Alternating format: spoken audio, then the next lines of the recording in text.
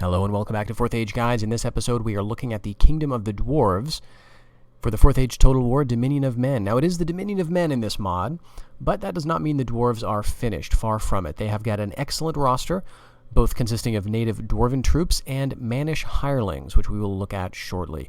But first, we want to look at what is available just in your Dwarven homelands, assuming that you have not converted the population to men.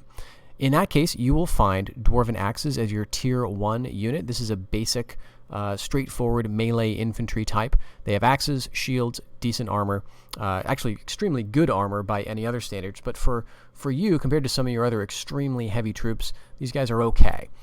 They have 61 Dwarves in a unit, and that does present something of a problem because this is the largest unit you can train in terms of population.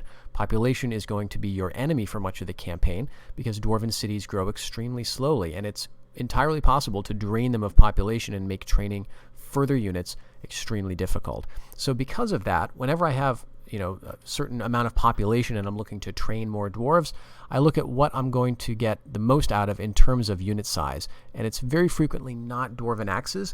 The only exception to that might be a settlement that is not very well developed, and I need more bodies in the field right now. Because your populations tend to be low across the board, you'll find that a lot of time your armies tend to be small. You will not always be going into a battle with a 20 stack of Dwarven units. In fact, I don't know that I've ever done that on the campaign.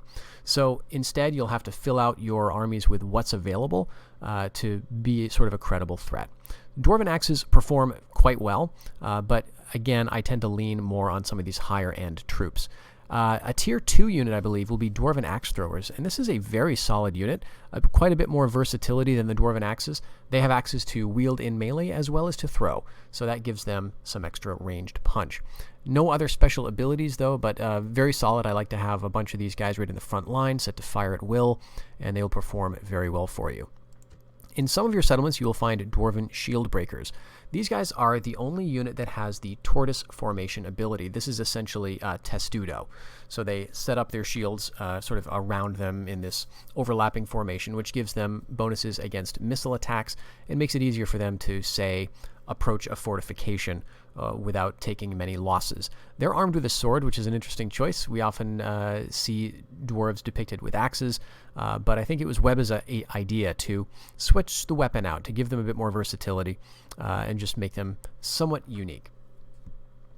Dwarven long axes are an excellent unit in certain applications, but they can be surprisingly vulnerable. So they've got great armor. As you can see, their defense is extremely high, defense of 48 compared to the 38 for these Dwarven Shield Breakers, even higher than the defense of 41 for your bodyguard unit. The problem is that they lack a shield, and so in that sense, depending on what you're facing, they can take surprising losses against certain types of missile fire, specifically javelins. So you do want to be careful if you're fighting a faction like, say, Dunland, which basically every unit of theirs throws spears, or even a faction like Rune, which can have skirmishers that throw spears as well. So because of that, I tend to keep these guys back from the front line. Dwarves of the Iron Hills are only available in the Iron Hills, as you might expect, but they're fantastic. I love to train them. Very good defense and attack, as you would expect, and they're just a signature unit. They're, in my opinion, one of the coolest looking units in the mod. A lower tier unit, though, Dwarven Warhammers are your early answer to heavily armored units. Not all of your axe units, it's important to note, are effective against armor. Typically in the mod, that's reserved for two-handers, like, say, the Dwarves of the Iron Hills, or these Dwarven Warhammers. These are available at, I think, Tier 2, and you might think of them as kind of a flanking unit. They can sort of rush around the sides and deliver a pretty effective charge into the enemy, and if they're heavily armored, cause a lot of damage. But again, they lack a shield, so they can be vulnerable. In the battle, you're going to see them take a lot of losses to basic slings, so do be aware of that and try not to let them stand around and get shot. Your only native ranged unit is Dwarven Bows. They're pretty strong, actually, but their very small unit size means that they're not liable to do a lot of damage overall because you don't have the numbers to fling arrows down the field. However, if they do get caught in melee, they'll perform very well. They're extremely well armored and are just a solid kind of hybrid unit you might think of. You do get some siege weapons as the dwarves. The most notable here, in my opinion, would be the Dwarven siege ballistas. This is the large unit. You'll see this used in the battle that we're going to look at shortly. This is absolutely devastating to enemy troops when you set it to flaming ammunition. It's going to cause sort of splash damage. They can be surprisingly accurate, and they are superb when you're attacking, because a lot of times the AI will set up on a hill and they'll just wait for you to get into bow range. If you are outside of bow range, though, and shooting from like a mile away with these siege ballistas, they will tend to just stand there until they get sick of it and withdraw. So you can cause a ton of damage with taking minimal losses or no losses. So absolutely recommend these. The Dwarven ballistas, I have to admit, I don't think I've ever used them in the campaign. They are a ballista unit, so they're smaller. They're going to do a bit less damage than the siege ballistas, and they're going to be a bit less useful overall, even in siege situations. They probably fire a bit more rapidly, but again, I think I tend to go with the big, showy explosions over the more precision, perhaps, of the ballistas. Last unit available that you can train, Dwarven Wainbow. This is kind of, it's not exactly an Easter egg because it's clearly available from the beginning of the campaign. It's only trainable in one settlement, Nereg Zagil, which is right near the Sea of Rune. You do start with that settlement, and if you tech it all the way up to the highest level of military development, you can train Wainbows, which are essentially like a carriage ballista from Barbarian Invasion. These are very interesting. They're not terribly fast, so just about any cavalry will be able to catch them, and for that reason you want to keep them away from enemy cav, keep them protected by your own hireling cav or just by your own Dwarven units. But they can be really effective against infantry, which can't catch them unless you're not paying attention. Your bodyguard, Durin's Guard, is a fantastic unit. So fantastic, in fact, that I prefer to use my family members as soldiers with their own, companions of Durin's Guard, rather than just letting them around to hang around in a settlement. They're super effective on the battlefield, so you definitely want to use them. Now, in terms of hirelings, there's a ton here. I'm going to go over these kind of quickly. There are some basics that are available in every settlement, every Mannish settlement, and these are the hireling spears and the hireling guards. At first glance, they may look quite similar. They're both effective against fighting riders, and they both offer something that your native roster doesn't really offer too much of, which is that spear. You do get the long axes, which are a type of spear unit, but they're not available everywhere, very expensive, and you might not be able to train them due to population pressure, so these guys offer a nice role instead.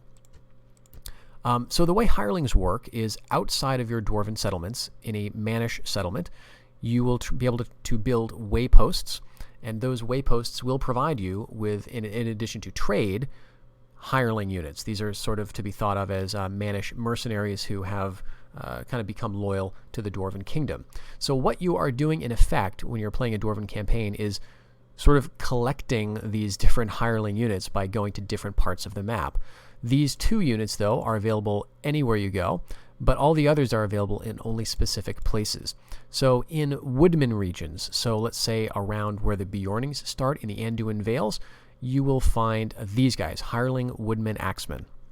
They are in some ways the weakest of the hireling units, but they perform a potential role because these guys are going to be faster than any of your dwarves. They're taller, and so that means they're going to be faster on the battlefield. You can use that as a sort of a cheap version of cavalry if you don't have any in the area to chase down archers, skirmishers, and those types of things. So that's the kind of hirelings you'll be able to train in Bjorning territory, in addition to the spears and guards as normal. In Northmen or Dale territory, you get a few more options.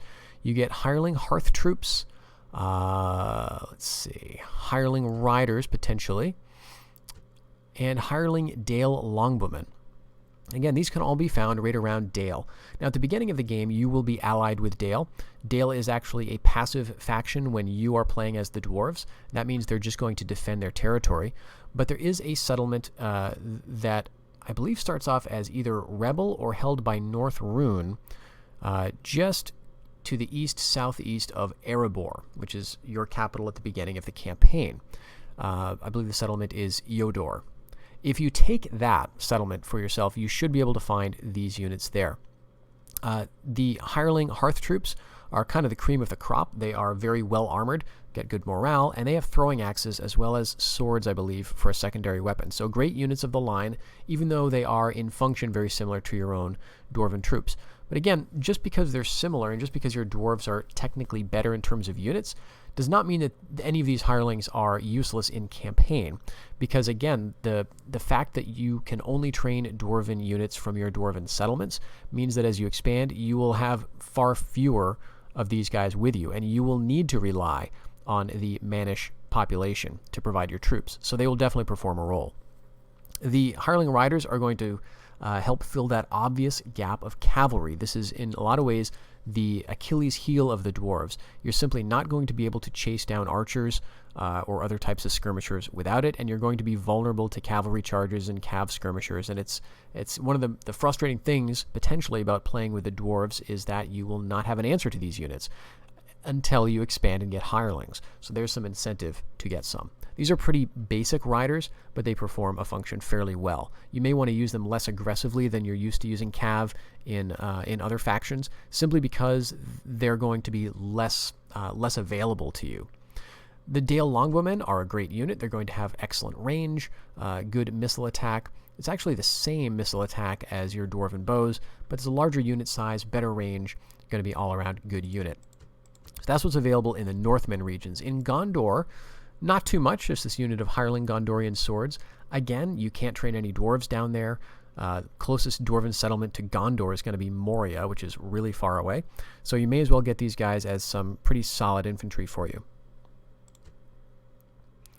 In Khand, you'll get several options, and Khand is one of sort of the best places to go hireling hunting.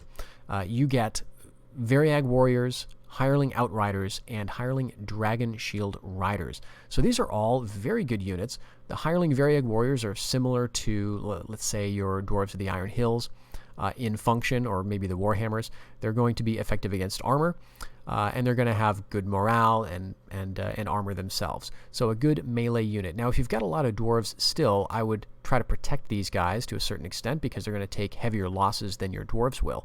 But they are still going to perform a good function.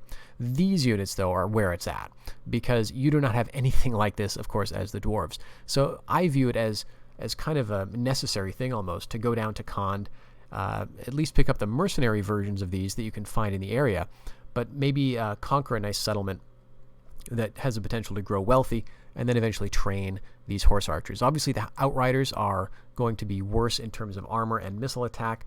The dragon shield riders are going to be very strong but slower. So it's a bit of a trade-off there, but they're both very good.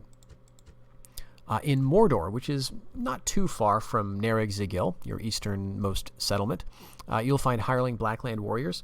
Again, these are a very strong melee unit, which you might argue is something the dwarves don't really need. But in that part of the world, you'll be fairly far from your supply lines, so it's good to be able to theoretically train these guys. They can form a shield wall, which gives them just that extra bit of sort of a compact formation that they can use to hold position even better. They've got reasonable morale and very good armor also, so kind of a good versatile unit. Let's see. In Harad, this is another place that is worth checking out for hirelings. You get several options here.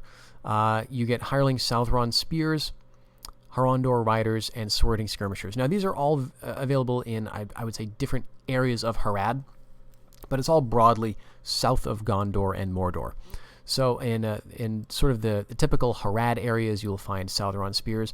These are, in some ways, a step up from your hireling spears. They're going to have more men per unit. They're going to have a bit better... Well, actually, they're going to have exactly the same attack, defense, and charge. So the stats are the same, with the difference that they get a bonus to fighting in the desert, which is, if you're in Harad, that's where you're going to be. So it's worth, training them as a sort of a supplement to your hireling spears, or indeed a replacement.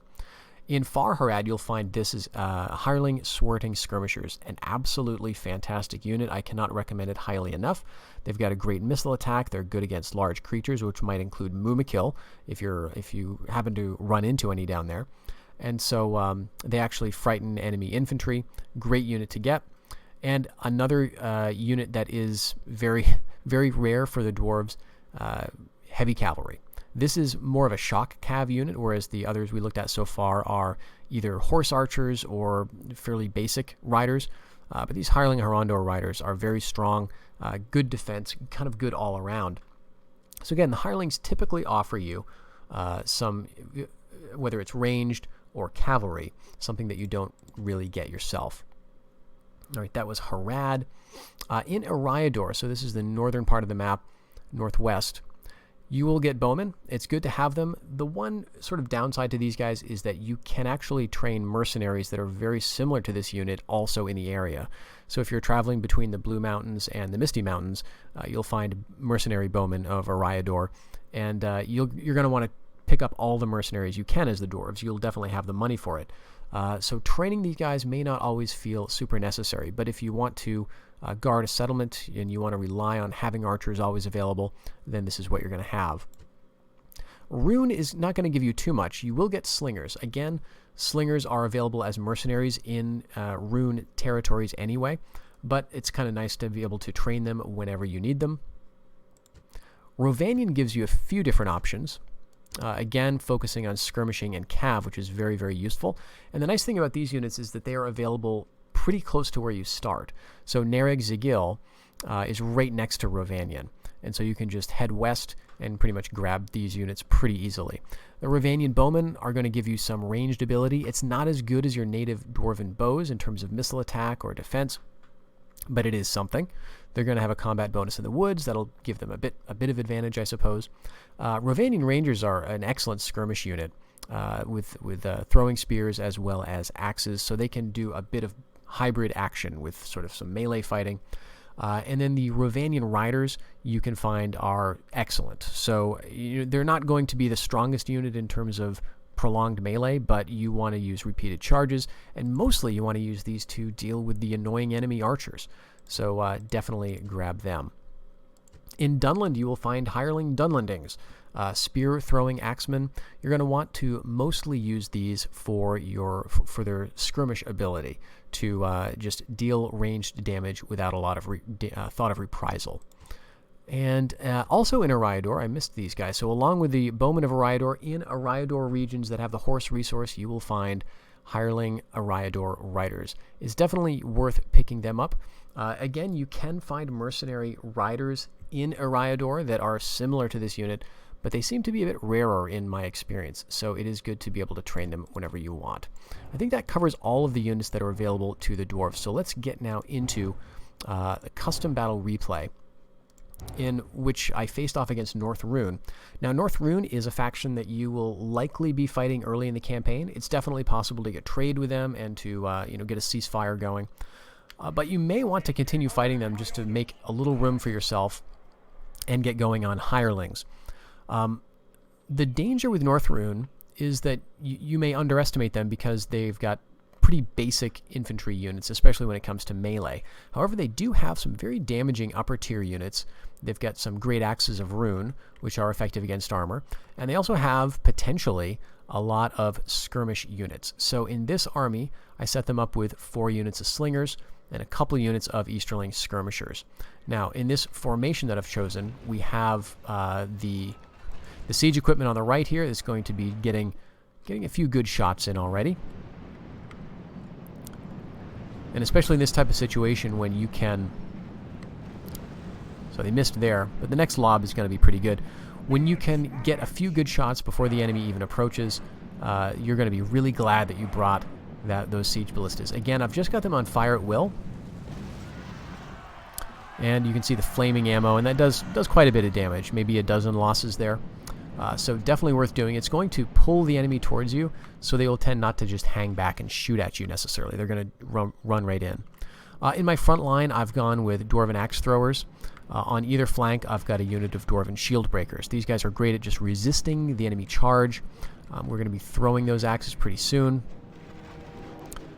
And so we've got the cavalry coming in to charge us, which is fine. Right behind them, I've got the Dwarven long axes.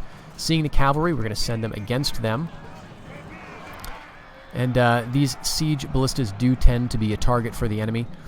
Partly to help them, I brought my hireling units, spears, and hireling guards to help see off that enemy cav. But I've got my own cav as well, and the thing you'll see me doing here is trying to keep them out of melee. I'll use them for a quick charge, but I did unfortunately get them caught on some spearmen here, so we'll have to pull them out so we can use them more effectively elsewhere, because there are a lot of skirmish units that we just won't be able to catch. And I think this battle is going to illustrate just how frustrating it can be to not have an answer to those skirmish units. Meanwhile, though, we're doing very well holding the front line. The enemy is sending some of its units at us, including these Great Axes of Rune, which are doing quite well against my Dwarven Axe Throwers, who are already down to about half strength. But with our superiority overall, we'll be breaking these wings and then coming in and sort of crushing the center. As with most battles with the Dwarves, the longest part of it is going to be the mopping up operation. And again, that is often dependent on what you've brought with you in terms of mobile units. So here goes the enemy general. We'll see the line crumble here fairly soon, I think. But I've already started sending my units out to sort of keep pressure on the skirmishers. And you know, I'm not going to catch them. I will not catch them with my infantry. The only thing you can do if you don't have any cav is to hope to catch them against the border of the map or a corner, or hope that you just get lucky and they stop and shoot and don't try to run away. Very rare, though, for you to catch them with your infantry, because just in terms of raw speed, all of the Manish units are going to be faster than your Dwarves, which is, again, why you want to really keep those hirelings. We're just using those cav units to break this warband, and then we'll send them around to mop up the rest of the infantry. Now, in terms of watching how much damage is done here, we start with 41, but we're getting... I mean, we just lost, what was that, 8 or so in one volley. So we get slingers in front of us, we got slingers on the side of us here, and these guys are going to get another volley in fairly quickly. They're just going to skirmish away. They're going to get far enough away to stop, turn around, and shoot, and we're going to lose another few Dwarves to that attack. So it's important, you know, that we keep chasing them. We don't want to just stand there, but we really need to work in tandem with other units to catch the enemy skirmishers. Again, these are warhammers. They're not a soft target necessarily, but they are simply not capable of matching the slingers in terms of speed. So that's going to be the big challenge in terms of your tactical side. Let's speed this up here. The battle is going to end fairly quickly.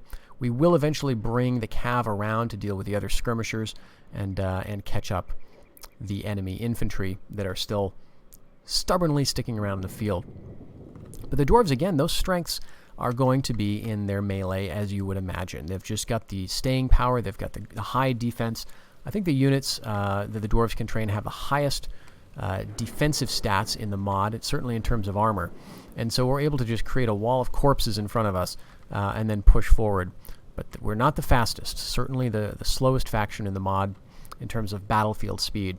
So this is where your hirelings are going to come in, and as you expand, you'll find some new challenges, and that's one of the fun things. You'll be able to work with new units, you'll have to work with new units, and you'll see what you can do. Take a look at the results here. We lost about 130 Dwarves, and we took some decent losses, even to units like our Dwarven Axe Throwers, which are a pretty strong unit.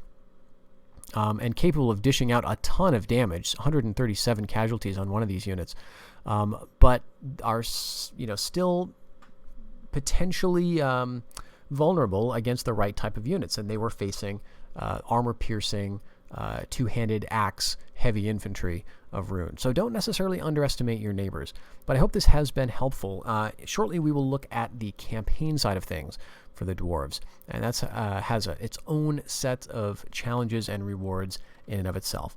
So thank you very much for joining me, and I hope you'll check you out in the next one. Bye-bye, everybody.